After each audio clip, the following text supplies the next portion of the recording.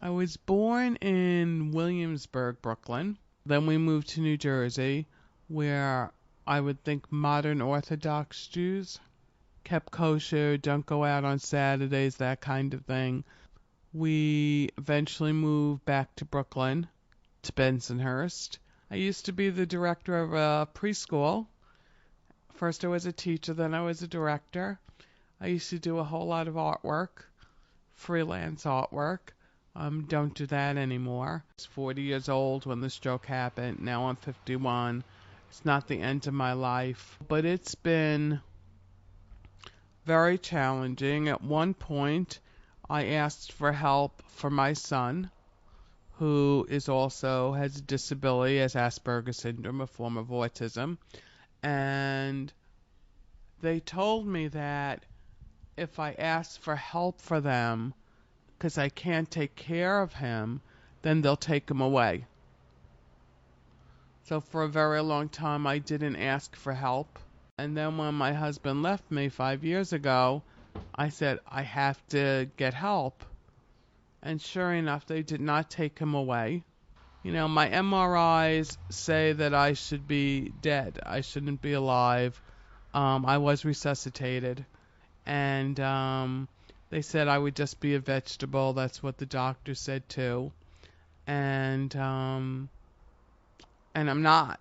And so that's why I think that I was given a second chance, and the reason I'm not gone is because I was meant to do something important. I started a support group for people with traumatic brain injury and stroke. I want to make a difference. And in BCID, I feel that maybe I can. And I've always think that I'm able to speak out for myself and know what I get. What about the people who don't know what they get and can't speak out for themselves? It troubles me. My pet peeve is when a little child will point to me and say, "Oh, mommy, look," and the mother will say, "Shh, don't look, don't look, don't look." And I always just say very loudly, "I'm in a wheelchair. Do you want to see? Do you want to know why?" I wrote my own eulogy already. Um, because you ever go to a funeral where there's the eulogy and you come out of the place saying, "Who was that man?"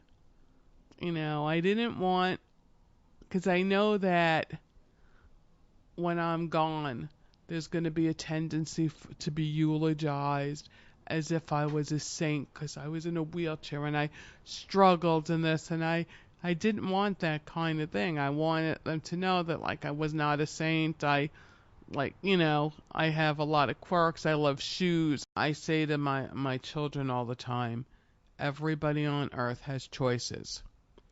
You can choose to sit in your bed and wallow in self-pity and say, "Poor me, look what happened to me," and never get out of bed. Or you could say, "Okay, this happened to me, now what?" And that's what I choose to do. I want to be, now what?